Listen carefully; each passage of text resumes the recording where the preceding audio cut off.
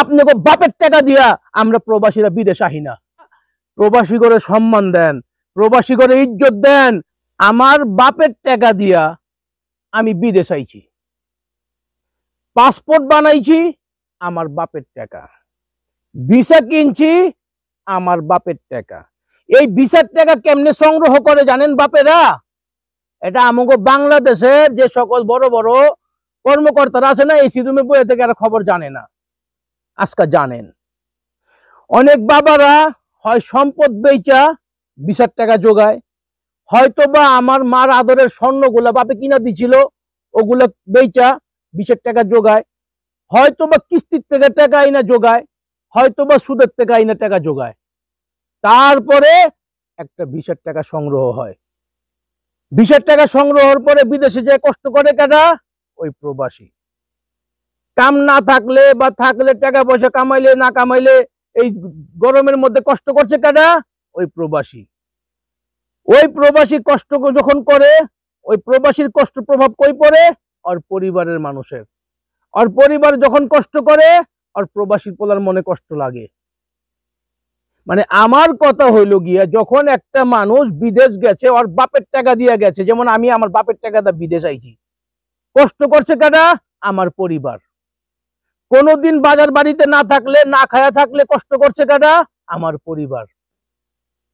এখন আমার কথা হইল গিয়া, আমার বাপের টাকা দিয়ে যদি আমি বিদেশের মধ্যে আহি, তার মানে কি বুঝায়? আমি এখানে কষ্ট করে টাকা উপার্জন করছি, এখন আমার টাকা আমার পরিবারের কাছে আমার পাঠানোর দায়িত্ব। আমি ব্যাংকের মাধ্যমে পাঠাই, ফোনটির মাধ্যমে পাঠাই, হেলিকপ্টার পিছনে বাইন্দা পাঠাই, বা আমি এখান থেকে ফুমাইরা আমার পরিবারের কাছে পাঠাই, ওইটা আমার ব্যক্তিগত দায়িত্ব। কথা রং না রাইট ভাই? কথা শেষ না কইরা যাইবেন না। আর এই ভিডিওটা আমাকে বাংলাদেশের কোন কর্মকর্তা যদি দেখা থাকেন বা এমপি মন্ত্রী দেখা থাকেন, আল্লাহর রাস্তে আমার কথায় ভুল দিকে দেখবেন না, কথার আগে চিন্তা করেন। আপনারা আমগরে জোর করতে পারেন না, ব্যাংকের মাধ্যমে পাঠাও, না পাঠাইলে ওইটা করমু ওইটা করমু। আমগো সমাজের মধ্যে অনেক পৈতা পৈতারা বলে, প্রবাসী করে বলে হুমকি দামকি দেয়। আমি আপনি করে কইতাছি, আপনাকে বাপের টাকা দিয়া আমরা প্রবাসীরা বিদেশ আহি না। আর এই প্রবাসের মাটিতে কষ্ট আপনারা করেন না, আমরা কষ্ট করি। আমার পরিবার যখন কষ্ট করে, যখন খাওয়ান না থাকে, তখন কোনো মানুষের বাচ্চা জিগায় না। যখন নাকি দেশের অর্থনীতি ভালো থাকে না, তখন প্রবাসীর উপরে হামলা দাও, টাকা না দিবা সিস্টেম করবো। ফাইজলামি করো তোমরা। এই বেটা তোরা আমার কাছে অনুরোধ কর, অনুরোধ। আমরা বাংলাদেশের নাগরিক, আমরা চাই আমাকে বাংলাদেশটা সোনার বাংলাদেশ, আমরা সবাই মিলে মিশে থাকবো, আমাকে দেশের অর্থনীতি আমরা বাড়াবো। আমগোর লগে সুন্দরভাবে কথা কন না, এমনি ঠেট দিয়া কে চিল্লা চিল্লি কইরা কে? হ্যাঁ, আমরা বিদেশ হওয়ার সময় কি আপনার কাছে যে 2500 টাকা আনছি না 250,000 টাকা আমি কোনো সহযোগিতা করছেন? আপনারা আমগরে ইজ্জত দেন না, সম্মান দেন না, উল্টা আমগরে ঠেট দেন। আরে ভাই, আমরা যদি অনলি এক মাস পুরো ওয়ার্ল্ড, গোটা বিশ্বের মধ্যে যত বাংলাদেশি প্রবাসী আছে, যদি অনলি এক মাস বাংলাদেশের টাকা যদি না পাঠামো, আমার মনে হয় বাংলাদেশের রিজার্ভ খালি হইয়া একেবারে এই হুটকির মতন হুগাই যাবো গা। কথা শুনতে খারাপ লাগবো ভাই আমার, কিন্তু আমার কথা হইল গিয়া, বাংলাদেশের যারাই আমার এই ভিডিওটা দেখেন, কেউ আমার কথাগুলো কষ্ট পায়েন না, চিন্তা কইরা দেখেন।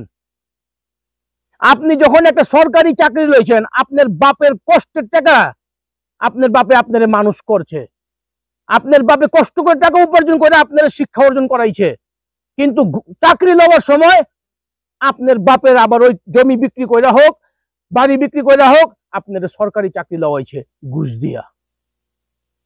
আপনার এই কথাগুলো কেমনে কোন?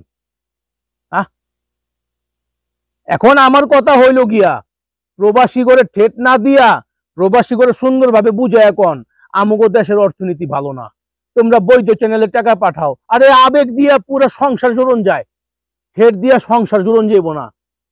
আমগো প্রবাসী করে ঠেট দিয়া আমগো মন জয় করতে পারবেন না, আবেগ দিয়ে ভালোবাসা দিয়ে। এই যে আমগো মাঝে মধ্যে আমগো প্রধানমন্ত্রী, আল্লাহ ওরা দীর্ঘ হায়াত দান করুক, ওই বেচারি কি করবো, একলা সোনার বাংলাদেশ তো করতে পারবো না।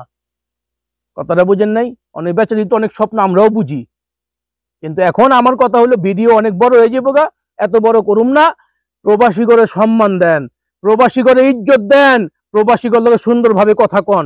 হেড দিয়ে কথা কইবেন, কোনো লাভ হইব না, পরিণতি উল্টো হইব। কারণ আমাকে কষ্টের টাকা আমি ব্যাংকে পাঠালে পামু 30 টাকা, ফুন্ডিতে পাঠালে পামু 32 টাকা, 2 টাকা করে কেউ আমার দিবেন? কেউ দিবেন না। আল্লাহ তাআলা সবাইকে ভালো রাখেন, সুস্থ রাখেন। আমার কথাই যদি ভুল ত্রুটি হয় আল্লাহর হস্তে আমারে ক্ষমা করে দিবেন। কিন্তু আপনার জায়গায় আপনি চিন্তা করেন, আমার জায়গায় আমি চিন্তা করে কথাগুলো কইছি। আপনারা ভালো থাকবেন, সুস্থ থাকবেন, সবাই সবার জায়গা থেকে ভিডিওটা শেয়ার করবেন, বাংলাদেশ সবাই জানায় দিবেন। যার যার বাপের টাকা দিয়ে যদি বিদেশে থাকেন অবশ্যই একটা কমেন্ট করবেন। আল্লাহ হাফেজ।